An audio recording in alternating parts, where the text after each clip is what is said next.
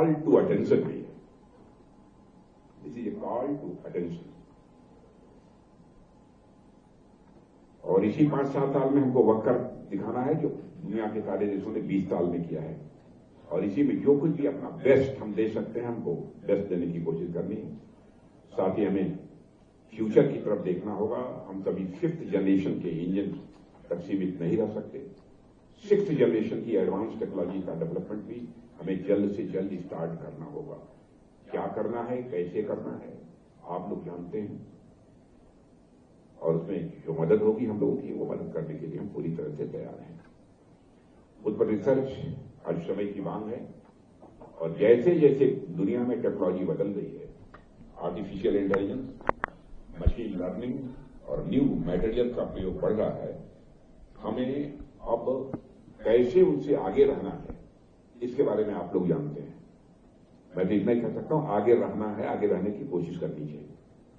और इसका एक लाभ यह भी है कि जब हम डिफेंस सेक्टर में रिसर्च और इंजन डेवलपमेंट की बात करते हैं, तो उसका महत्व सिर्फ मिलिट्री यूज तक सीमित नहीं रहता है।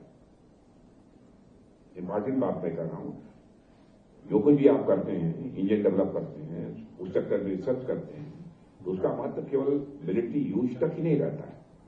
इसका ड्वेल यूज फैक्टर भी उतना ही इंपॉर्टेंट है। किसी भी कॉम्प्लेक्स टेक्नोलॉजी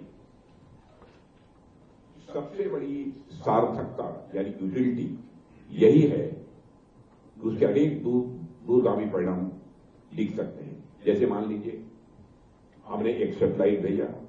सैटेलाइट का मुख्य काम यह है कि हमारी सेनाओं को फैसिलिटेट करे, लेकिन समय के साथ साथ वह सैटेलाइट अब सेनाओं को ही नहीं, हमारे किसानों के उपयोग में भी आ रही है।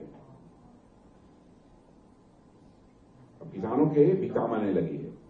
रेन फोरकास्टिंग ये काम आने लगी है, उससे पता लगा सकते हैं रेन फोरकास्टिंग के बारे में।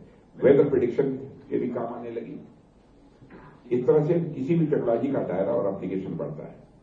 और साथियों, आप जो टेक्नोलॉजी आज फाइटर प्लेन्स के लिए डेवलप कर रहे हैं, वही टेक्नोलॉजी कल सिविल एविएशन की दुनिया में रिवॉल्यूशन ला सकती है।